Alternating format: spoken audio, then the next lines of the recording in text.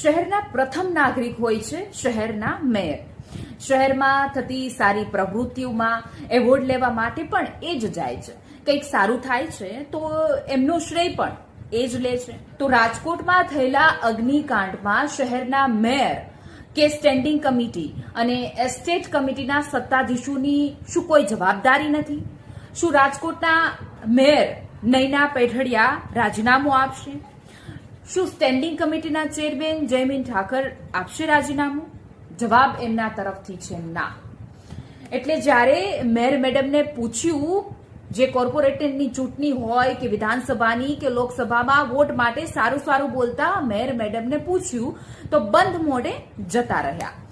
અને જયમીન ઠાકરે કહી દીધું કે મને તો પાર્ટી કહેશે તો હું રાજીનામું આપી દઈશ, એમાં મારી કોઈ જ જવાબદારી નથી. આ તો જે ઘટના બની છે જૂની ઘટના છે. વાહ.